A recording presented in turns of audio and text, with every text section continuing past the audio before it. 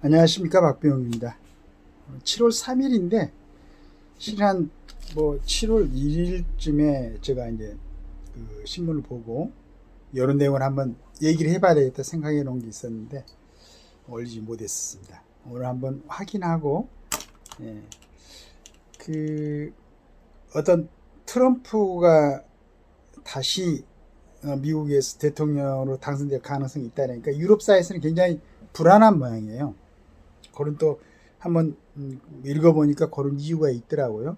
우리나라에서도 제가 오전에 얘기를 했지만은 참 그 우리나라를 좀 불안정하게 했었죠. 물론 이제 대처하는 방법이 이제 좀 미숙하기도 했고 했겠지만은 그냥 그 좀 안하무인 같은, 그 다음에 미국의 국익, 그게 이제 정말로 깊숙이 생각하면 미국의 국익도 아닌데 트럼프가 판단하는 미국의 국익에 반대됐을 때는 그냥 자기 생각대로 그렇게 하는 그 국제 어떤 정치 그런 것보다는 꼭 동네에서 장사하는 사람들의 그러한 성향이 보이는 트럼프의 그런 모습들을 많이 봤죠. 그 다음에 이제 가장 경계하고 좀 이제 어떤 사람들을 좀 경시하는 시각이 될 수 있다는 것은, 물론 소련이 지금은 아니고 러시아로 이제 바꿔가지고 했지만 그 정치 체제는 예전에 소련하고도 지금도 비슷하고 지금 뭐 전쟁도 한 2년 이상 지금 우크라이나라고 하고 있는데, 트럼프의 세계 지도자들 중에서 가장 친근한 사람이 아마 푸틴이 아닌가. 그 다음에 김정일도 가끔씩 뭐 칭찬을 했었고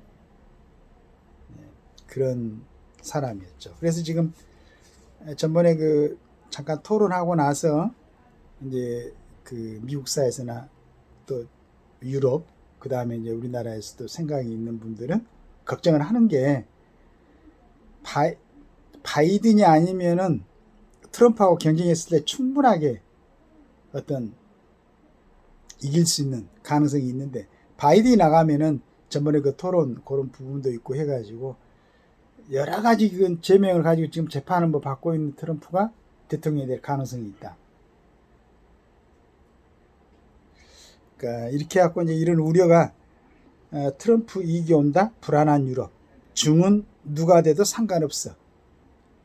중국이야 뭐 누가 돼도 상관이 없죠, 실은. 경시하죠, 중국은. 미국의 어떤 대통령이 누가 되든 간에. 조 바이든 미국 대통령 도널드 트럼프 전 대통령의 지난달 27일 1차 TV 토론에 대해 유럽과 중국이 엇갈린 반응을 내놨다. 유럽에서 트럼프 재집권을 우려하는 목소리가 이어진 반면 중국에선 누가 당선돼도 상관없다는 반응이 나왔다. 고전하는 바이든 대통령의 모습에 충격을 받은 유럽에선 후보 교체를 언급하고 있다.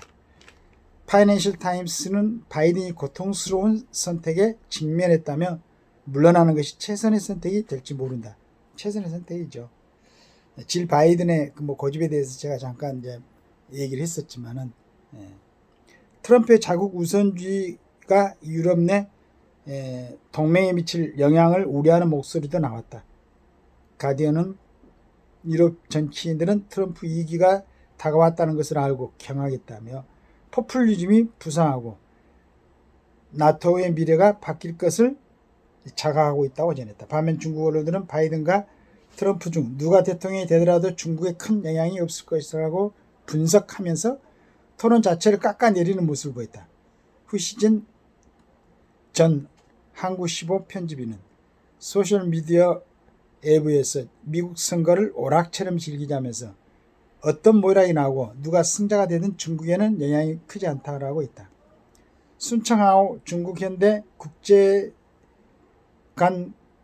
국제관계연구소 연구원은 홍콩 사우스 차이나 모닝 포스트지에 유해한 경쟁이 계속될 것이며 바이든과 트럼프 사이에 뚜렷한 차이가 없다고 했다. 좀 우습게 보는 거죠.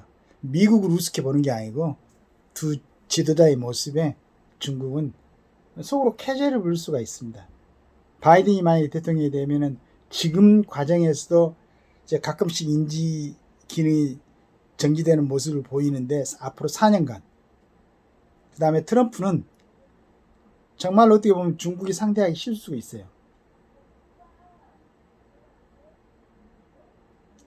그래서 우리가 생각할 때는 캘리포니아 주지사, 펜실베니아 주지사, 미시간 주지사 뭐 세 사람도 있고 그 다음에 카멜라 해리스 부통령도 있고 하니까 이런 젊고 능력 있는 사람들이 근데 미국의 대통령 선거제도는 약간 우리하고 틀려가지고 아마 본인이 결정하고 그래야만이 좀 그의 절차가 순조롭게 다른 사람이 이어받을 수 있는 그런 조건이 되는 모양입니다. 그런 결정을 내렸으면 좋겠습니다. 감사합니다.